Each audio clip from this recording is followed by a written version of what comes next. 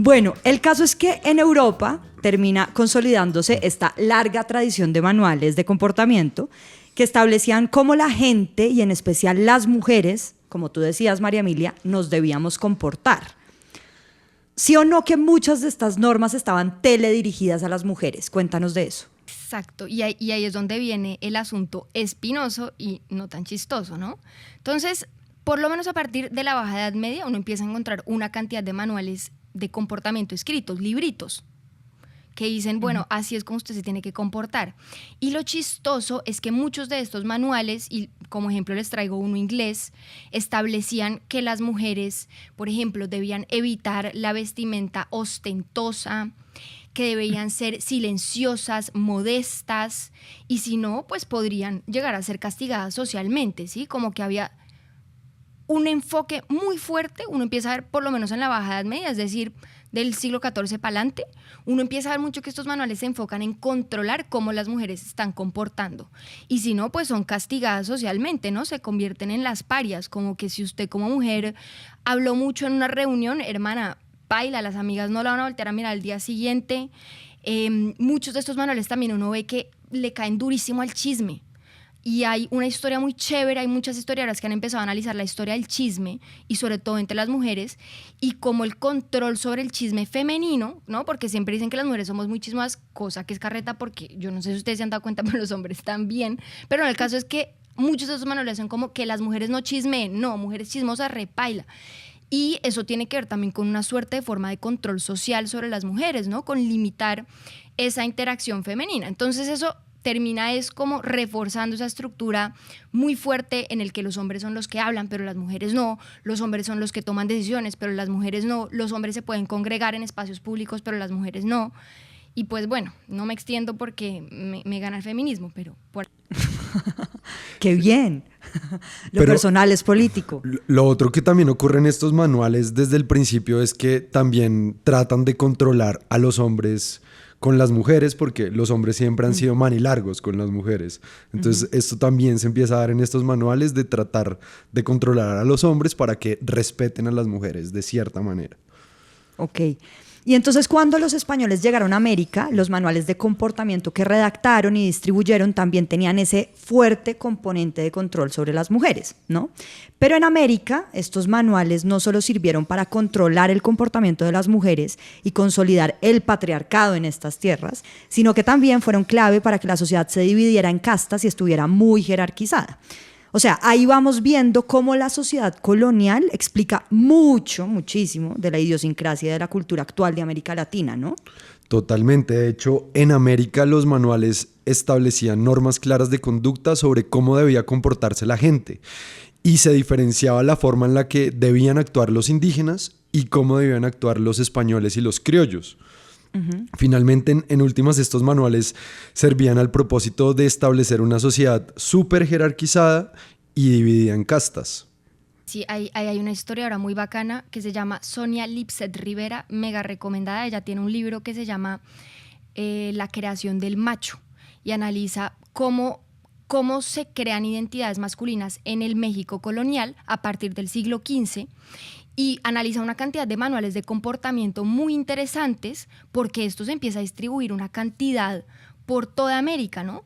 Y estos manuales, por lo menos en el caso de lo que entonces era México, dicen que los hombres indígenas deben ser sosegados, pacíficos, quietos y establece leyes como que, por ejemplo, ellos deben andar agachados, hacer reverencias y ser tímidos, mientras que los hombres españoles pueden caminar mostrando pecho. Y eso claramente nos puede dar un indicio de por qué somos de cierta forma tan doblegados al extranjero. En la forma en la que pedimos siempre disculpas hasta para pedir un favor. Discúlpame. Oye, ¿me podrías regalar algo? Disculpa, ¿me podrías regalar tal cosa? Please. Ay, qué pena. Oye, qué pena. Perdón, ay, no. Disculpa, perdón. Oye. ¡Cállate! ¡Deja de pedir perdón! ¿Pides mucho perdón allá? Sorry, excuse me. Sí, es vergonzoso. Ya me han regañado, ya aprendí a ser más directa, ya es como I want that. Pero no, antes era mucho pedir perdón. Bueno, en este punto, de nuevo, la clave es entender la dimensión política de este tipo de manuales, ¿no? Es un asunto de control social y de ordenamiento social, como para recapitular, de consolidar un sistema de castas y un sistema patriarcal jerarquizado. O sea, las normas de comportamiento establecen sociedades jerarquizadas en las que los españoles dominan a los indígenas y a las mujeres. Fin. Y ahora hagamos un salto gigante hacia el siglo XIX, cuando se popularizaron unos manuales que se llamaban los manuales de urbanidad, entre comillas, que se habían vuelto muy famosos en Europa y que eran como herederos de los manuales de comportamiento de los que hablamos antes, ¿no? Pero estos manuales de urbanidad aparecen en un contexto muy distinto. Resulta que en el siglo XIX ya había tenido lugar la revolución científica, habían descubierto las bacterias, había una preocupación por la higiene, por el agua potable, por la adecuación de las cañerías, porque la gente se lavara las manos con agua y jabón. El rollo es que este tema de la higiene, de lo higiénico, también tiene un trasfondo racial. ¿Cómo es eso, María Emilia? Cuéntanos. Tal cual, pues hay lo que tú habías contado, ¿no? Ya había tenido lugar la revolución científica y se habían descubierto las bacterias. Pero entonces, de alguna manera, los médicos del siglo XIX empiezan a mezclar toda esta teoría de las bacterias también y de la higiene, ¿no? De ser higiénicos con que hay como razas más higiénicas y con que hay razas como que están mejor organizaditas. La higiene se convierte también en una excusa para ejercer control sobre ciertos grupos poblacionales, sobre todo en sociedades que, pensémonos en esa época, están súper segregadas por raza. ¿Sí? De hecho, ese es el momento de la historia en el que surge como tal el concepto de la raza, asociado a lo que se creía que literalmente eran unos fenotipos que estaban siempre vinculados a una manera de ser, incluso a cuestiones morales. Entonces, que la gente indígena era más proclive al crimen, que la gente negra era más proclive al crimen, que eran más proclives a una cantidad de cosas terribles, y que en cambio la gente blanca era más limpia y que era también como mejor comportadita, ¿no? Entonces, por ejemplo, en Estados Unidos, en Argentina, mucho de este cuento de la higiene, de cómo incluso están configurando las ciudades para que supuestamente sean más higiénicas, tiene que ver con controlar a esas minorías raciales, ¿no?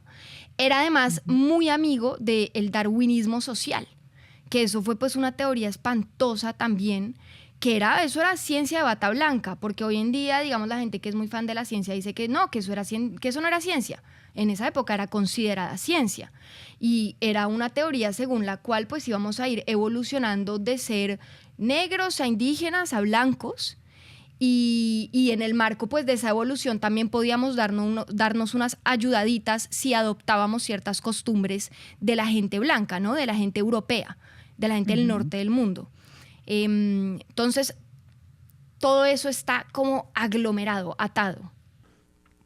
Es que eso de ser higiénico tiene mucho que ver con el blanquear la raza, porque había como una perversión moral de la raza. Entonces se creía que habían unas razas que moralmente eran inferiores. En el caso nuestro era necesario implementar el blanquear la raza y tratar de borrar todo lo indígena que tuviéramos, porque moralmente los indígenas eran inferiores.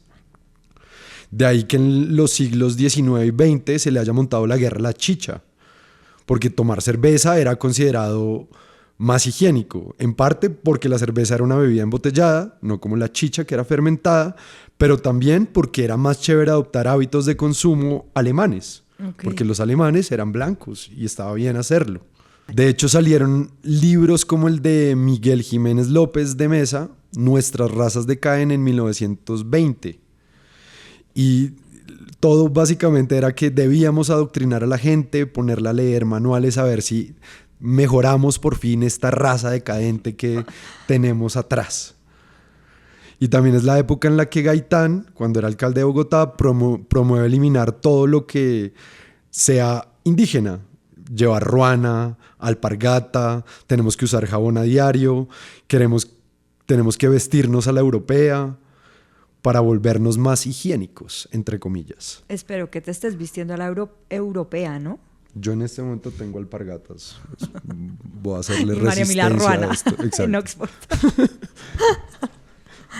Ese man puso a los taxistas, por ejemplo, a usar, sí, que se tenían que quitar la ruana y que tocaba que empezaran a usar vestido a la europea. Con corbata. O corbata, sí, sí, sí. Claro, y el tema de la chicha, se tenía que acabar la chicha también porque Bavaria también estaba implementando el tema de la cerveza, entonces tenemos que acabar con la chicha, pero algo muy chévere es que el tejo, que trataron de erradicarlo, resistió durante todos los tiempos y Resiste hoy. resiste hoy.